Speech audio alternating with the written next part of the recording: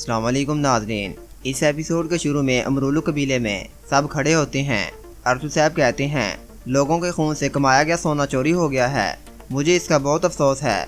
बहाउद्दीन कहता है आप फिक्र न करें, मैं वो सोना जल्द तलाश कर लूँगा और चोरों को उल्टा लटकाऊँगा। अरतू साहब कहते हैं इस बात को यकीनी बनाएं कि ऐसा ना हो जैसे आपने सोने की देखभाल नहीं की, आप अपना फ़र्ज पूरा करने में नाअहल हो गए हैं। मुझे नहीं उम्मीद कि मंगोल अब आप पर एतमाद भी करेंगे। बहाउद्दीन कहता है वो मुझ पर क्यों एतबार नहीं करेंगे अरतू साहब। अरतू साहब कहते हैं मैं जानता हूँ आपने मुबज्जिना तौर पर रियासत के मुफाद के लिए मंगोलों से एक माहिदा किया है। आप सल्जूकों के असासों को उनके कदमों में बिछाते हैं। आपने अपनी मर्जी और सोच फरोख्त कर दी है, कम अज़ कम अपनी रूह को मत बेचें। बेबोरत कहता है अरतू साहब हमें यहाँ एक मसला हल करना है, बाहमी झगड़े से कुछ हासिल नहीं होता, हमें जो भी करना है पुरसुकून रहकर करना है। ये सुनकर अमीर बहाउद्दीन अपने सिपाही से कहता है फ़ौरन कोने जाकर फौजी दस्ते लेकर आओ। ये सुनकर सिपाही वहाँ से चला जाता है। उसके जाने के बाद अमीर बहाउद्दीन और बेबोरत कहते हैं हम आज रात सराय जाएंगे। अरतू साहब कहते हैं इस सूरत में हमें इजाज़त दें। बेबोरत कहता है अरतू साहब हम अपना ज़ाती मामला वापस आने के बाद देखेंगे। ये सुनकर अरतू साहब वहाँ से चले जाते हैं। लेफ्का किले में दरागोस और यूरानूस खड़े होते हैं। यूरानूस कहता है अनातोलिया का सारा सोना हमारे हाथों में है। दरागोस कहता है जितना खून मैं अर्तुगरुस के सिपाहियों का बहाना चाहता हूँ अब मैं आसानी से बहा सकता हूँ। ऐसा करके हम इन सरजमीनों पर एक नई सल्तनत कायम करेंगे। अब अर्तुगरुल को इतला दो कि सोना किले में है, वो आकर अपना हिस्सा ले जाए। जब अर्तुगरुल किले आएगा हम उसका खात्मा कर देंगे। अमरूलू कबीले में अलबिलगाह खतून खड़ी होती है। इतने में सिरमा खतून अंदर आ जाती है और आकर कहती है इस सब का क्या मतलब है, तुमने हमारे रस्म व रवाज को अपने पैरों तले रोन दिया है। अलबिलगाह कहती है मुझे किसी बात का भी पता नहीं था, मुझे भी वहीं दावत के दौरान पता चला। सिरमा कहती है ये महज आपका झूठ है, मुझे पहले ही पता था कि अर्तुगरुल तुम्हारे दिल में मौजूद है। जब आपने सराय में उनसे अकेले में बात की थी वहाँ आपने उनका दिल जीत लिया था और उन्हें मुझसे शादी करने के लिए रोक दिया। उसी दौरान बेबोरत अंदर आ जाता है और आकर कहता है बस करो, जो बातें हमने वहाँ नहीं की तुम वो बातें यहाँ क्यों कर रही हो। मैं इस बारे में बाद में फैसला करूँगा, आखिरकार फैसला मैंने ही करना है। सिरमा कहती है बाजी ने ये जानते हुए भी कि आप मेरा रिश्ता अरतुगरुल साहब से करना चाहते हैं, उन्होंने उसके बावजूद मेरी पीठ में खंजर खोपा है। बेबोरत कहता है ये फैसला जल्दबाजी में करने वाला नहीं है, अभी हमने रियासत के अहम काम करने हैं। अब तुम दोनों सुकून से बैठ जाओ, जब तक मैं वापस नहीं आता इस मामले पर बात नहीं की जाएगी। काई कबीले में सब सिपाही बैठे होते हैं और अरतुगरुल साहब की शादी के बारे में बात कर रहे होते हैं।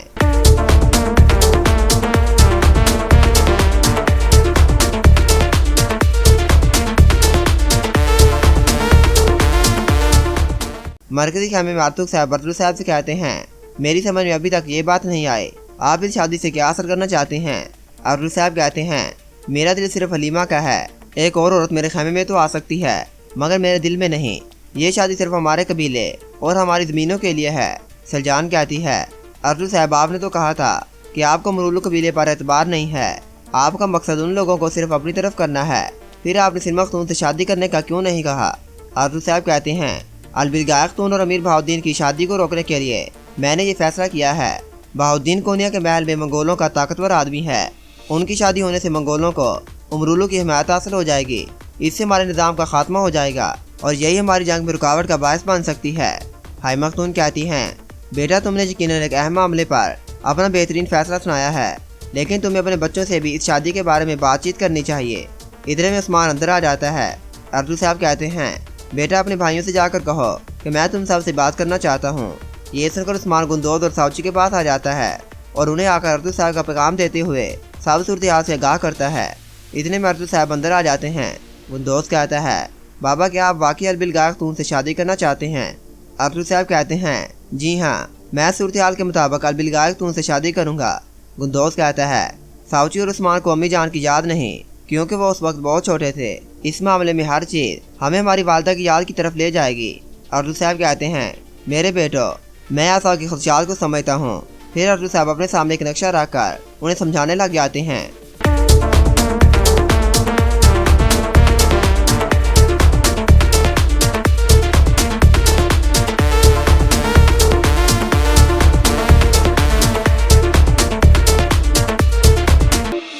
कारवान सराय में बेबोरत और अमीर बहाउद्दीन पहुंच जाते हैं। बेबोरत कहता है अगर हमें इस चोरी के बारे में कोई भी इशारा मिल जाता तो हम उन्हें पकड़ लेते।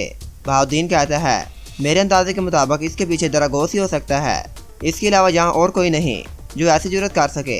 इस मामले में दरागोस अकेला नहीं है, बल्कि अर्तुगरुल भी उसके साथ शामिल है। ये सुनकर बेबोलत कहता है, अर्तुगरुल साहब तो किले से सीधे सगोत आ गए थे और फिर अगली रात वो हमारे साथ थे। ये ख्याल आपको कहाँ से आया मीर बहाउद्दीन? बहाउद्दीन कहता है, यकीनन अर्तुगरुल ने किले में होने वाले माहिदे में दरागोस को इस सोने और कारवान सराय के बारे में बताया होगा जो उसने आकर चोरी कर लिया।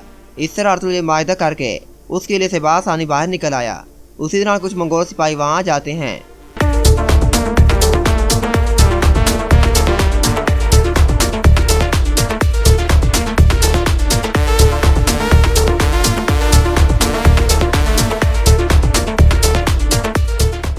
मंगोल कमांडर कहता है, इस सराय की हिफाजत की जिम्मेदारी तुम्हारी थी।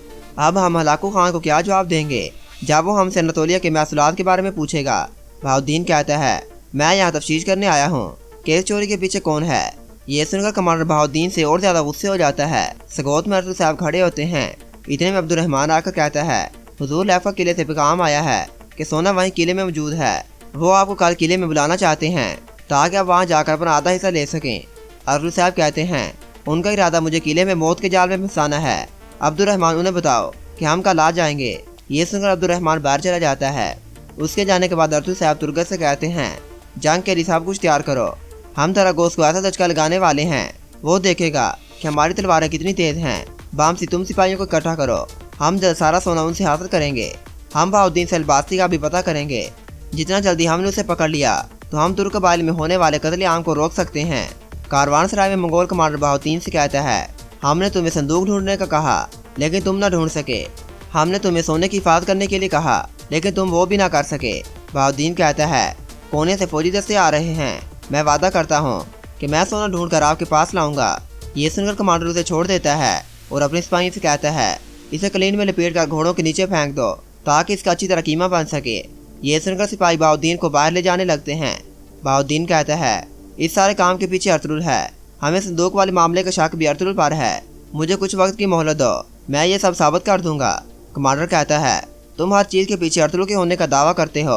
अपनी नाअहली कुछ पाने के लिए तुम सारे इल्जाम अर्तुगरुल साहब पर लगा रहे हो। फिर कमांडर अपने सिपाही से कहता है, इसे एक कमरे में बंद कर दो। ये सुनकर सिपाही उसे वहाँ से ले जाते हैं। उनके जाने के बाद कमांडर बेबोलत से कहता है, तुम यहीं रुको, हमें कुछ मामलात पर बात करनी है। अमरोलू कबीले में मैंगो खड़ी होती है। इतने में सिरमा खतून अंदर आ जाती है और आकर कहती है, तुम जानती थी कि अर्तुगरुल अलबिलगाय खतून को मांगेगा, तुमने मुझे क्यों नहीं बताया? अब अलबिलगाय खतून कहाँ गई है? मैंगो कहती है, वो सगोत बाजार में गई है। ये सुनकर सिरमा मैंगो को वहाँ से भेज देती है। सगोत में अर्तुगरुल साहब खड़े होते हैं। इतने में अलबिलगाय खतून वहाँ आ जाती है और आकर कहती है, अर्तुगरुल साहब, आपने मेरे भाई से मेरा हाथ मांगा है। इससे हमारे दरमियान खदशात पैदा हो गए हैं। हर एक मुझे हैरत की नज़रों से देख रहा है। अर्तुगरुल साहब कहते हैं, मैं और बेबोलो साहेब दोनों कबाइल के भाईचारे को बढ़ाना चाहते हैं, इसलिए मैंने आपका हाथ मांगना मुनासिब समझा। अलबिलगाय कहती है, अर्तुगरुल साहब, ऐसा करके आप मुझे अपने खेमे में तो जगह दे सकते हैं लेकिन अपने दिल में नहीं। अर्तुगरुल साहब कहते हैं, अलबिलगाय खतून, दिल किसी किताबें नहीं होता। हमारी शादी दोनों कबाइल के दरमियान खुशहाली लाएगी। ये सुनकर अलबिलगाय खतून बाहर चली जाती है। बाहर उस्मान आ रहा होता है। अलबिलगाय उस्मान से उसका हाल पूछती है। उस्मान कहता है, मैं बिल्कुल भी ठीक नहीं हूँ। हमने आपको बतौर दोस्त अपने खेमों और दिलों में जगह दी, लेकिन हम ये नहीं चाहते कि तुम हमारे खेमे की खतून बनो। आप हमारी वालदा की जगह नहीं संभाल सकती। हमने पहले आपको एक जसूस की तरह देखा, फिर आप हमारे दिमाग एक दुश्मन की तरह आ गईं। अब आप हमारी वालदा बनकर हमें और ज़्यादा मुश्किल में डालना चाहती हैं। ये कहकर उस्मान अंदर चला जाता है। सराय में कमांडर बेबोलत से कहता है, तुम्हारा बहाउद्दीन के बारे में क्या ख्याल है? बेबोलत कहता है, बहाउद्दीन का जहन तेज है, इस सब के पीछे अर्तुगरुल हो सकता है। कमांडर कहता है, आज के बाद ये तुम्हारी जिम्मेदारी है। तुम अर्तुगरुल को ख़त्म करने के बाद संदूक ढूंढोगे और चोरी हुआ सोना भी वापस लाओगे। अगर तुमने ये सारे काम कर दिए तो तुम्हें नया सरदार आला बना दिया जाएगा। बेबोलत कहता है, तुम यहाँ मुझे अलबासी नहीं बल्कि मुझे बेबोलत के नाम से पुकारा करो, क्योंकि यहाँ सब अलबासी के दुश्मन हैं। ये कहकर बेबोलत वहाँ से चला जाता है। किले में दरागोस बैठा होता है। इतने में यूरानूस आकर कहता है, जनाब, हमने सारी तैयारियां मुकम्मल कर ली हैं, अब हमें अर्तुगरुल का इंतज़ार है। दरागोस कहता है, अर्तुगरुल मुझे अपना शराकतदार समझकर अपने साथ थोड़े ही सिपाही लाएगा। हम पहले अर्तुगरुल का खात्मा करेंगे, फिर हम सगोत पर काबुज हो जाएंगे। उसके बाद शहनशाह भी हमारे ग़ज़ब से नहीं बच पाएगा। शहनशाह का काम तमाम करने के बाद मैं शहनशाह बन जाऊंगा। यहाँ पर इस एपिसोड का इख्तिताम हो जाता है।